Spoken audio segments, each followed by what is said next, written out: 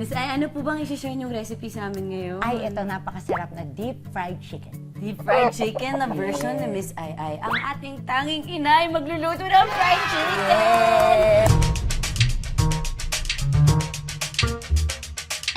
Ay, Miss Ay, sino po to? Ay, Kilala niyo ba yan? Oo, kapitbahay namin to. Si, cooking ina. Ay, kung may tanging ina tayo, may cooking ina. Mga kapitbahay, si Chef Hazel! Hello po mga kapitbahay! Miss Ay, kinuwento niyo kanina na yung panganay niyo pong si Sancho ay nag-culinary. Yes, na culinary. Graduate siya ng CCE. Sali natin siya. Ay, Tawagin na yan, tawagin na yan. Saan siya tayo? Si Chef at si Chef. Hello, hello. Si Mikey. Ayan, mga kapitbahay. Bakit po ba itong fried chicken ang shinare yung recipe today? Ito namang fried chicken kasi ito yung comfort food ko. Nung maliit pa lang ako, pag medyo nagtatantrums ako, dinadala Ano po yung tantrum? Ano yung tantrum? Dinadala ako ng nanay ko sa lahat ng mga restaurant na may fried chicken. Ay, talaga po. Comfort yun.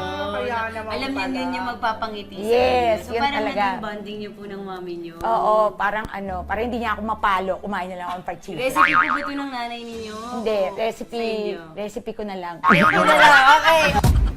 Para sa recipe na to, kakailanganin ng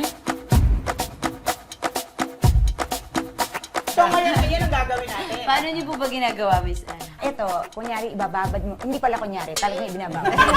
Bababad mo sa patis and sa kalamansi. Huwag ka mag-alala, nababad ko na, Miss Ay. After natin ibabad for overnight and pwedeng 5 hours, basta kailangan medyo matagal. Ngayon yung tanglad, paano nyo ginagawa? Ako kasi, parang hinihiwa ko muna ng ganyan Oo, konti. sige, ikaw bahala ka, Para chef. lumabas yung aroma. Tapos saka natin pipitikin ng ganyan. Oo. May galit yung cooking ina natin. Gamihin mo, Miss Ay, talagang lumabas yung Ay, niya. oo nga, ang galing. Kapag inano natin siya, niyupak natin siya. Ang galing naman ng ating cooking ina. Lagyan natin ng asin, peppercorns, bilya, Concept ay yun. dalawa na daw, and Binutterfly 1, natin 2, to. 3, butterfly. Yan, so mag-jacuzzi ang Nokma. Simmer for siguro 30-35 minutes. Tapos wag lang sobrang lakas ng apoy para Hindi mawasak yung manok. yeah. Yeah. And at the same time, hindi ma-overcook. Yeah. Pag na-overcook ang chicken, nagda-dry up. Yeah. At ang importante kaya din mahina is para hindi rin mawarak yung balat. Yes! Yun ang talaga. Ang balat talaga Para yung pag winner. Fried chicken mo, maganda yung balat.